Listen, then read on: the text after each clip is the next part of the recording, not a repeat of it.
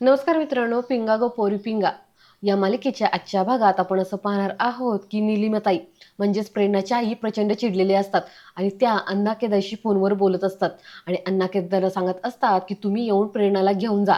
आता प्रेरणाची पाठवणी करणार आहोत आम्ही. तो अजित जावाई म्हणून आम्हाला अजिबात आवडला नाहीये. प्रेरणावरती तुमचा हक्क आहे. तुमच्या नावाचीच हळद तिला लागली, त्यामुळे तुम्ही तिला उचलून घेऊन जा. आणि तो अजित जर मध्ये आला ना तर त्यालाही संपवून टाका. आणि प्रेरणा विधवा जरी झाली ना तरी काही एक फरक पडत नाहीये, असं निलिमाताई खूप जोरजोरात अण्णा केदारशी फोनवरती बोलत असतात. तितक्या समोरून प्रेरणाचे वडील येतात, तेव्हा प्रेरणाची आई त्यांना बघून लगेच फोन कट करते. पण प्रेरणाच्या वडिलांनी ती सगळं काही बोलणं ऐकलेलं असतं. प्रेरणाचे वडील पुढे येतात आणि ते जरा तिच्यावरती हात उगारू लागतात. पण हात मागे घेत ते आता इंदुताईंना म्हणजेच वल्लरीच्या सासूला म्हणतात की हे बघा, इंदुताई, तुमच्याकडे जेवढी काही शक्ती असेल ना तेवढी एकवटून ना माझ्या कानाखाली मारा.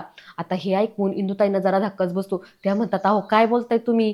तर प्रेरणाचे वडील म्हणतात की हे बघा, तुम्हाला तुमच्या मुलाची शपथ आहे, तुमच्याकडे जेवढी ताकद असेल ना तेवढी ताकद एकवटून माझ्या कानाखाली मारा.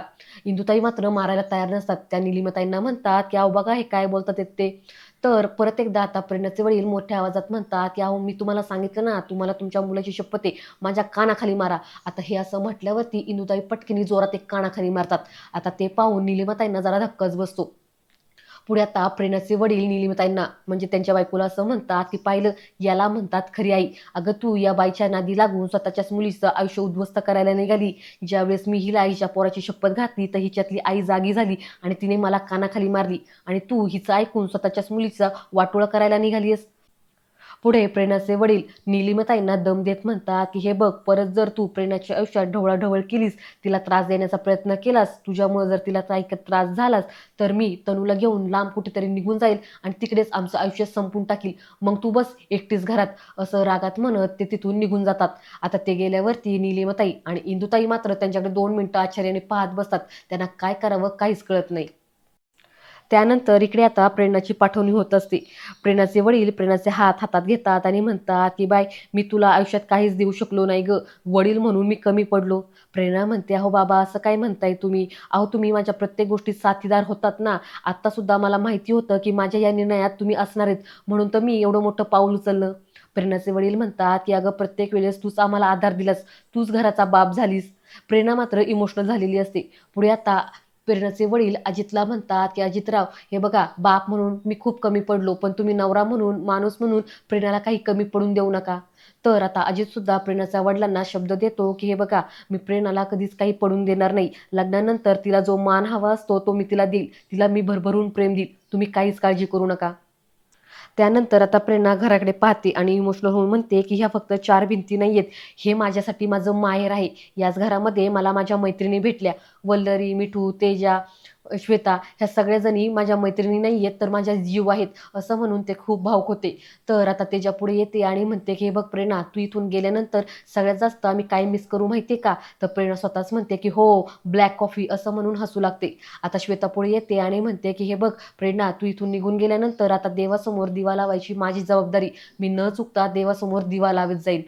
तर मिठू पुढे येते आणि म्हणते की प्रेरणाताई, तुला माहिती आहे का, मी शूटिंगवरून ज्यावेळेस लेट यायची ना त्यावेळेस मला डोरबेल वाजवायची गरज लागायची नाही. का माहिती? कारण की मला माहित होतं की माझी प्रेरणा दी माझ्यासाठी जागीच असणार आहे, असं म्हणून ती खूप भावुक होते. त्यानंतर आता वल्लरी पुढे येते आणि ती सुद्धा म्हणू लागते की हे बघा प्रेरणाताई, आता अजिबात रडायचं नाही, आता सुखानं संसार करायचा आणि आम्हाला विसरून जाऊ नका बरं का. तर प्रेरणा म्हणते की अगं, असं काय बोलतीयस, असं म्हणून आता ह्या एकमेकींना मिठी मारतात आणि फार भावुक होतात. त्यानंतर पुढे आता प्रेरणा तिच्या बाबांकडे पाहते आणि बाबांना मिठी मारून रडू लागते. तिच्या बाबांना ती काळजी घेण्यास सांगते. त्यानंतर प्रेरणा हर्षित आणि मनोजचे आभार मानते. त्यानंतर आता ती घरातून निघायला लागते. तिच्या घरातनं पाय निघतच नसतो. ती पाठीमागे वळून घर पाहू लागते. तर अजित पुढे येतो, तिचा हात हातात घेतो आणि म्हणतो की चल, असं म्हणत धीर देत आता तो तिला तिथून घेऊन निघून जातो. पाठीमागे ह्या पिंगा गर्ल्स फार इमोशनली होऊन तिच्याकडे पाहत असतात. त्यानंतर आता वल्लरी आणि मनोज दोघं जण जेवत असतात. आता बोलता बोलता वल्लरी म्हणू लागते की प्रेरणाताईंचा खूप आनंदाचा क्षण होता हा. खरंच त्यांना त्यांच्या मनासारखा जोडीदार मिळाला. अजित भाऊजी नक्कीच त्यांना आनंदात ठेवतील. मनोज म्हणतो की हो ना, अजितदादांकडे एवढा काही पैसा नाहीये, पण तरी सुद्धा ते त्यांना खूप सुखात ठेवतील. म्हणजे प्रेरणाताईंना आता थोड्याशा पैशासाठी फार काही कष्ट करावे लागणार नाहीत. वल्लरी म्हणते की हो ना, तसे पाहायला गेलं तर अजितदादा हे खूप चांगले आहेत.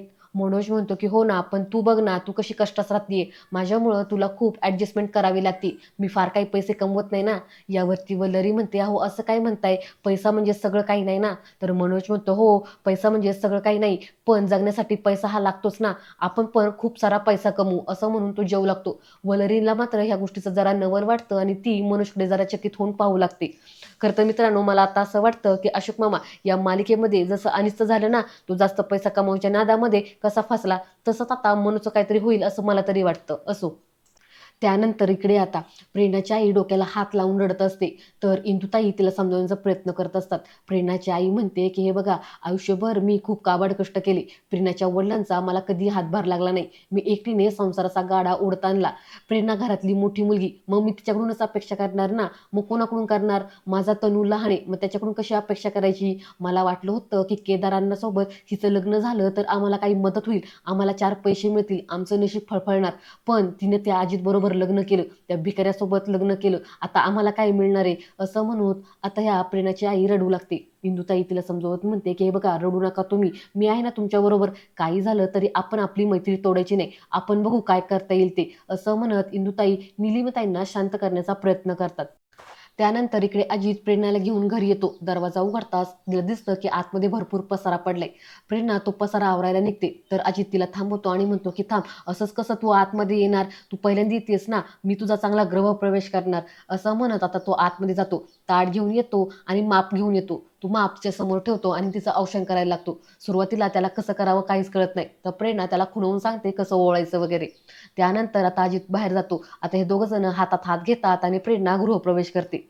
आता आत आल्यावरती प्रेरणा म्हणते, काय मग झाला ना तुमच्या मनासारखा गृहप्रवेश, चला मग आता घर आवरूया. असं म्हणत आता ती पदर खोचते आणि तिथला सगळा काही पसारा आवरून घेते आणि म्हणते, आता किती छान वाटते ना, स्वच्छ वाटते, पहिल्यांदाच मला माझ्या हक्काचं घर मिळालंय, हक्काचं घर पण मिळालंय आणि हक्काचा माणूस पण मिळालाय. तर अजितसुद्धा तिला जवळ घेतो आणि म्हणतो की हे बघ प्रेरणा, मी तुला कधीच कोणत्या गोष्टीची कमी पडून देणार नाही, मी तुला प्रॉमिस करतो, तुला प्रत्येक गोष्ट तुझ्या मनासारखी होईल, या घरामध्ये तुला प्रत्येक गोष्ट तुझ्या मनासारखीच केली जाईल, तुला कुणी अडवणार नाही. असं म्हणून तो तिला जवळ घेतो.